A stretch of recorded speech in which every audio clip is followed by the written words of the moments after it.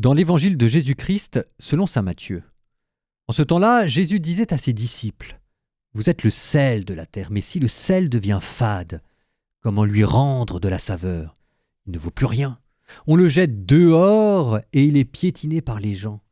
Vous êtes la lumière du monde. Une ville située sur une montagne ne peut être cachée et l'on n'allume pas une lampe pour la mettre sous le boisseau. On la met sur le lampadaire et elle brille pour tous ceux qui sont dans la maison, de même que votre lumière brille devant les hommes. Alors, voyant ce que vous faites de bien, ils rendront gloire à votre Père qui est aux cieux. »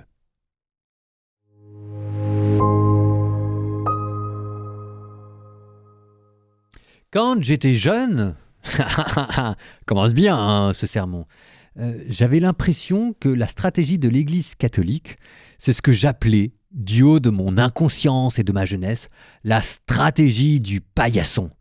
Et j'avais l'impression, mais c'était quand même fou ça, à chaque fois qu'un évêque se faisait inviter quelque part, à chaque fois qu'on parlait des chrétiens dans les journaux, c'était pour dire pique-pendre, et en face on voyait des évêques qui se taisaient et qui subissaient, et j'avais vraiment l'impression que les chrétiens c'était le paillasson de la société française sur lequel tout le monde pouvait venir essuyer ses pieds avant de repartir et de quitter la baraque. Alors maintenant je suis devenu vieux.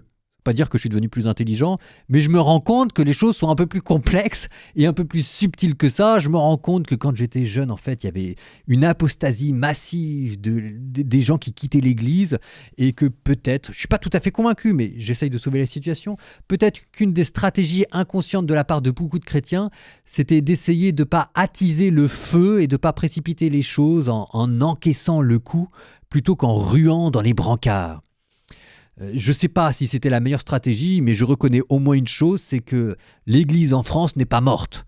Que l'Église que moi j'ai reçue, c'est de eux que je l'ai reçue. Donc je rends grâce à Dieu. N'empêche que vous sentez aussi, malgré toute l'inconscience et toute la débilité qui pouvait caractériser la jeunesse en général et la mienne en particulier, et Dieu sait si j'étais bête, il y a quand même quelque chose de vrai, hein, la stratégie du paillasson.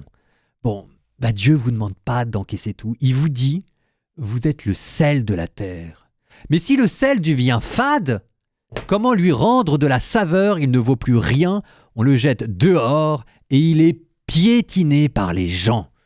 Si vous n'êtes pas fier de votre religion, qui il sera ? Vous savez, la honte inspire le mépris, la fierté inspire l'admiration. Et des chrétiens qui ont honte d'être chrétiens, il y en a pas mal. Alors je comprends qu'il y a un passif, il y a une histoire, mais ok, l'évangile quand même, Jésus quand même. Puis dans l'histoire de France, il y a d'abord des belles choses. Enfin, alors après, c'est vrai qu'il ne faut pas écouter ce que disent les médias, mais il faut replonger dans les livres d'histoire. Mais enfin, si la France est ce qu'elle est en ce moment, c'est aussi grâce à l'Église. Donc, il y a moyen d'être fier de sa religion. Alors c'est là où à nouveau, il ne faut pas non plus être trop fier de sa religion, ou plutôt, il faut mettre sa fierté dans les bonnes choses. C'est-à-dire que le sel, c'est bien, il ne faut pas qu'il soit fade, mais il faut savoir où le mettre aussi. Le but du jeu, c'est pas de manger que du sel, parce que du sel plein la bouche, c'est pas très bon. Il faut en mettre un peu dans le reste du plat. Donc il faut avoir une fierté qui soit bonne, une fierté qui soit tempérée. Et la fierté que vous pouvez avoir, elle est dans le Christ. La fierté que vous pouvez avoir, elle est dans l'Évangile. La fierté que vous pouvez avoir, elle est dans le sermon sur la montagne. Et c'est là où en fait on en vient à la véritable signification du sel dans la Bible. Le sel dans la Bible, c'est pas d'abord ce qui donne du goût, et Dieu sait si c'est important. Le sel dans la Bible, c'est ce qui permet de conserver les aliments. Le sel, c'est le symbole de la vie éternelle. Et c'est pas un hasard si tous les sacrifices dans l'Ancien Testament devaient être présentés avec du sel, parce que ça permet aux sacrifices de se conserver. Et de fait, la vie de Jésus n'a pas pris une ride.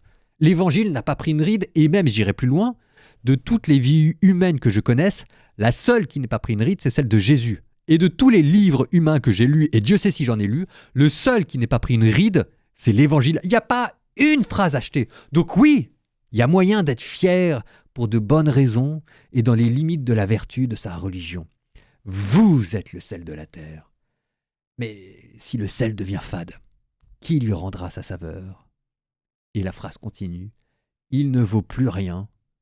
On le jette dehors sur le paillasson et les gens marchent dessus.